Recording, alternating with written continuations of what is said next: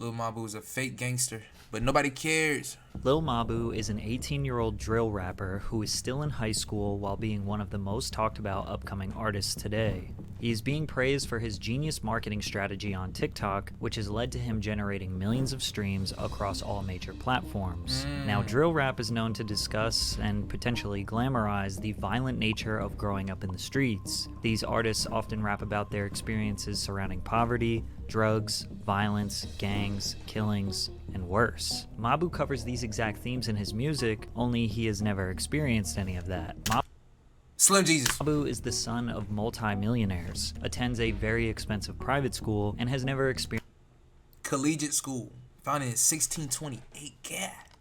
hardship like his drill rap counterparts. However, what makes Mabu so beloved is that he's embracing his privilege and leaning into it for jokes. 50% of the people think it's funny that he pretends to be a gangster, the other 50% think it's corny, but they both stream his music regardless. Although Mabu is being considered a marketing genius for these efforts, nothing he is doing here is new. However, his controversial rise does expose the music industry for what it truly is, and some people are not willing to accept it. It's just the image, bro. You gotta portray the image and sell records.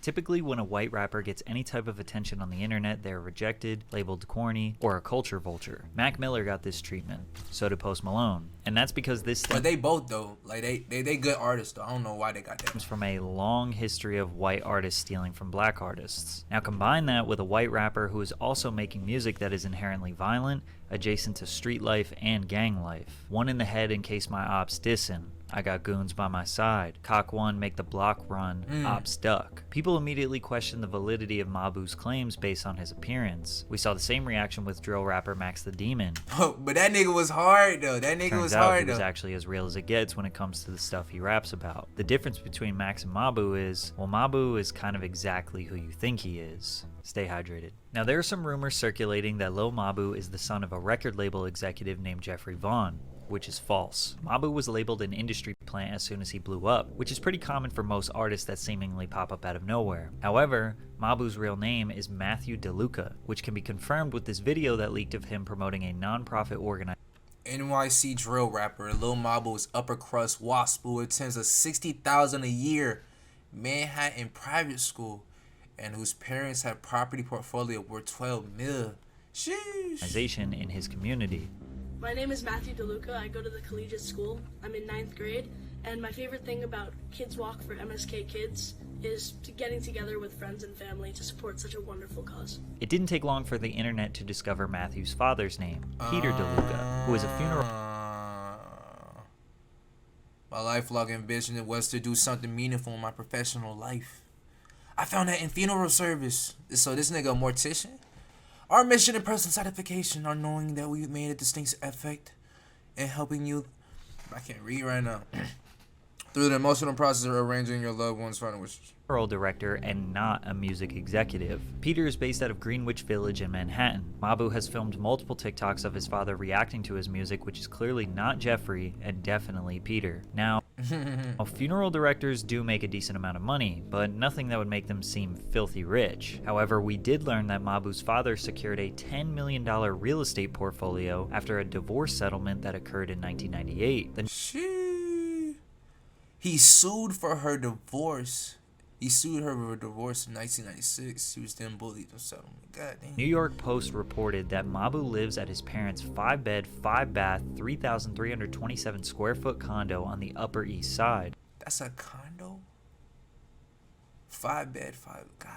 As well as a 6,182 square foot manse in Watermill off of Long Island. Mabu has posted multiple TikToks of him showing strangers his music in the downtown shopping district in Southampton, Long Island, which is quite the opposite neighborhood where Mabu romanticized the idea of him getting shot at. Matthew just graduated from the private collegiate high school for boys in the Upper West Side, which has an annual tuition cost of $55,000 per year. So it's pretty obvious that he comes from a wealthy family and was not What is this nigga doing? raised on the streets. It's safe to assume that Mabu's parents were likely funding his rap career in the beginning. But that doesn't really explain how he got connected with rappers like PNB Rock, Lil Mosey, Waka Flocka, and others way before anyone else knew about him. And it turns out the reason they connected with Mabu was not because they liked his music, but because he was providing marketing services for them. There There were some rumors floating around that Mabu was a savvy digital marketer who was able to help increase rappers' numbers on social media and streaming services. Turns out Lil Mabu actually DM'd me 3 years ago looking to do some business. I own a marketing company and I'm 15. I'd be down to work with you, and I was wondering if I could explain my services and what I can provide. Feel free to contact me. I work with artists like Lil Keed, 42 Doug, Lil Blurry, and other celebrity clients. Hold on. My team run group chats with hundreds of thousands of people, email lists, and page promotion will reach millions. Through the complex network, our team is able to grow platforms such as Instagram. That's how these niggas is doing it, bro.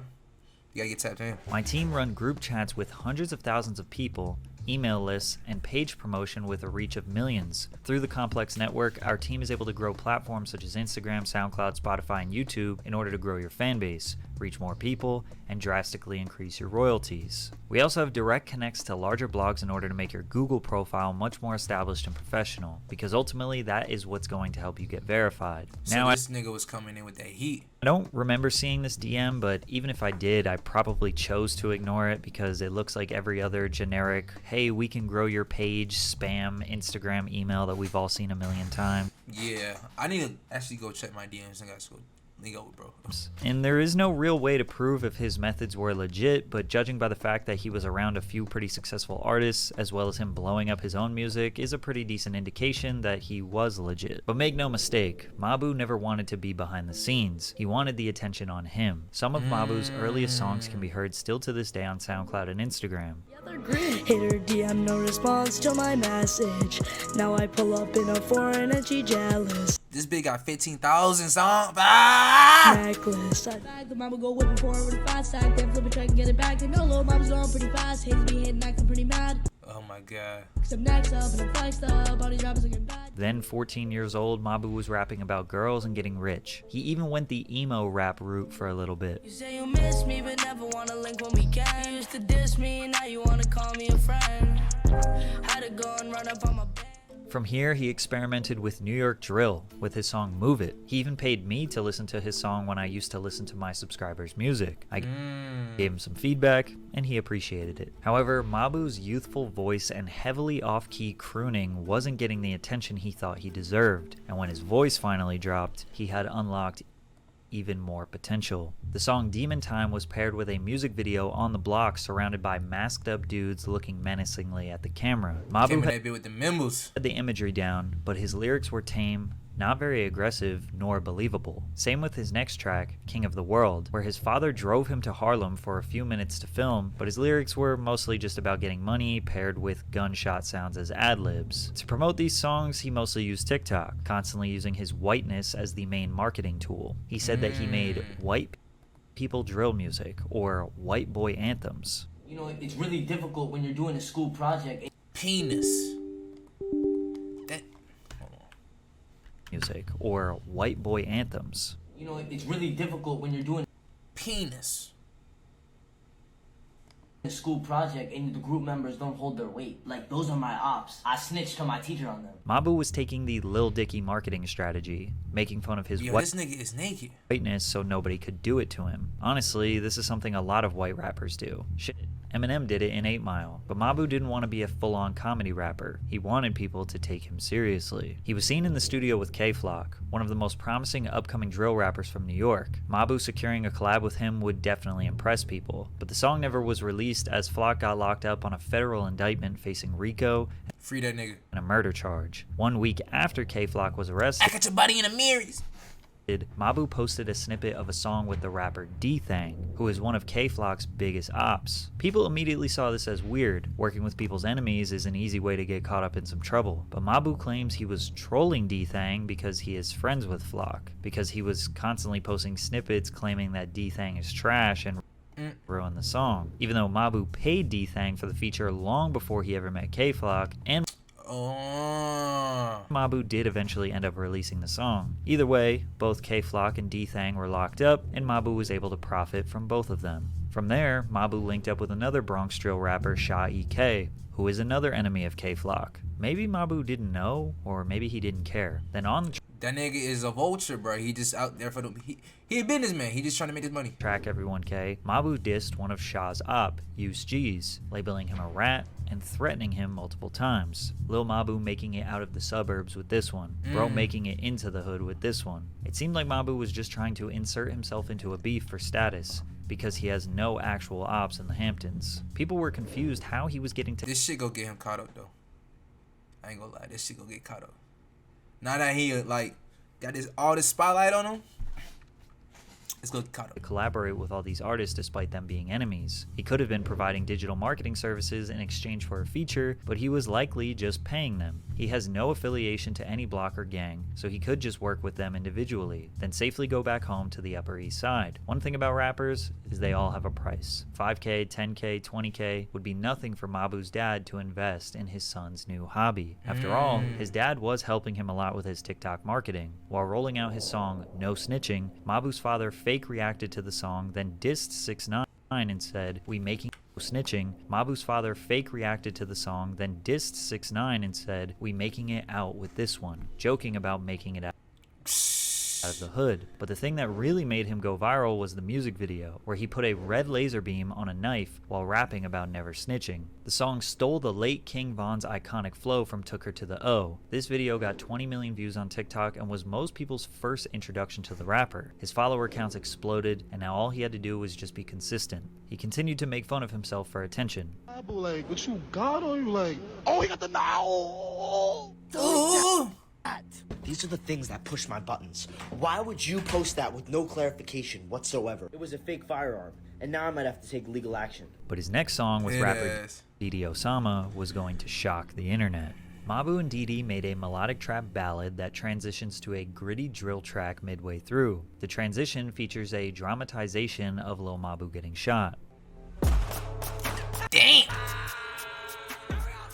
You can tell Mabu never been in a situation like that. Then Mabu says, "Thank God, that's the plan." Obviously nobody wants to get shot, but critics look at Mabu strange for romanticizing an extremely traumatic and unfortunate reality for a lot of people growing up in the streets. People get shot every day on the streets of New York. Mothers, cousins, sisters, and brothers mourn the It don't matter. loss of their loved ones due to Everybody getting hit. senseless violence. Sometimes they are just going to the corner store for a snack and get hit with a bullet. Then you have a kid from the Upper East Side who drives into Harlem for a few hours, pretends to get shot like it's some fantasy, and gets 20 million views while sleeping in his parents' mansion. But when critics speak out, the common response is, "You mad he making money? It's a song, bruh, calm down." On God. The reason why Mabu can do this is very simple. People don't care. People do not care about a rapper's authenticity anymore. Slim Jesus blew up in 2015 for being a white drill rapper. People thought he was actually a savage that looked like an innocent honor roll student. When Slim openly admitted that he just liked the music and didn't actually live that life, his career was ruined for not being authentic. 4 years later, Lil Tecca blew up, rapping about having twin Glocks, but openly admitted that he was not about that life. I don't have no straps for nobody. This time, a new generation of music fans emerged, one that just liked the music and did not care about the status. So Tecca thrived and got respect for being honest. Then 6ix9ine snitched on his entire gang and basically admitted that his whole imagery and lifestyle was all a facade to grow his music. Many people call him a genius and don't blame him for pretending.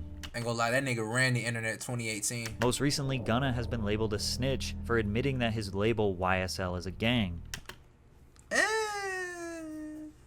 Thug ain't say he ain't snitched, so he ain't snitched. Besides, that nigga album And hard. the internet made it very clear that they do not care if Gunna is a snitch See, we still listen. or not. They will be listening to his music regardless. Hell, even rappers themselves don't care. Lil Durk is known for being a 100% authentic street rapper from the trenches of Chicago. Durk has lost blood family members due to street violence. Dozens Facts. of his friends died in the streets. And here he is collaborating with Lil Mabu, a rich boy who is pretending and profiting off the struggles that Durk really had to live. If someone like Lil Durk doesn't care, of course rap fans are also not going to care. In fact, many people would call a rapper stupid for being a real gangster. Fetty Wap just got 5 years for moving drugs all across the country despite being super rich and famous for music. I'm good. Fans are disappointed in the rapper despite their favorite song from him is literally about selling drugs. But it makes you wonder, why do fans need to be entertained by violence and murder? Why does a kid like Lil Mabu have to pretend to be a gangster despite everyone knowing he isn't one to get attention? What does that say about the fans?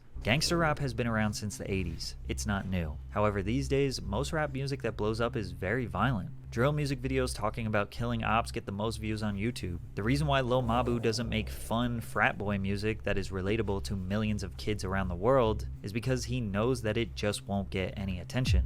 But when No one trying to hear that. you criticize Mabu for profiting off the streets, people say, keep that same energy for all the other drill rappers. But here's the difference. Matthew DeLuca can be anything he wants. His parents have deep pockets and he has the best education money can buy in the United States. He is choosing to participate in something that perpetuates violence to marginalized groups of people so he can profit. The reason real drill rappers don't get criticized like this is because these guys have way less opportunities. Most of these guys were literally toddlers when they were exposed to drugs, guns, and violence. It's all they know. They can express their pain and struggles, profit from that, and get their family out of poverty. Lil Mabu literally made a mockery out of this, saying, "I took a trip to the hood so I can make it out." He has lyrics making fun of rappers being broke in the hood, which is extremely distasteful considering he has never experienced the pain they have. His most recent song, Mathematical Disrespect, peaked at number 43 on the Billboard Hot 100, an insane feat for an independent artist. But again, if labels are trying to sign him for millions, his daddy already has that, so he doesn't need to take it. So him being an indie artist isn't really much of a flex. Most rappers sign really bad deals because they know they might never get an opportunity to make six figures in their life. They can't afford a fancy lawyer to read the contract, and they get taken advantage of for trusting the label. Also, remember 3 months ago when Ja Morant was a guy from the suburbs, got extremely rich, and everyone called him an idiot for pretending to be a gangster? They said Ja was throwing his life away by pretending to be something he's not? Why is Lil Mabu being considered a genius for doing the exact same thing that Ja Morant was doing? Mabu's story has two outcomes. He will continue to push this gangster persona until he actually gets into a dangerous situation. You'll get caught up. Chain snatched, jumped, robbed, hopefully not worse. Or one day he will realize this gimmick is drying up, he can't profit off being a fake gangster anymore. Why you think Eminem don't do it, bro? Because he know. Eminem know. And he will transition to pop music and be accepted with open arms by the music industry. And if his music career fails and we all forget about him, he still has extremely rich parents who will be able to fund whatever his next... Yeah, Shawty told me she believe nothing.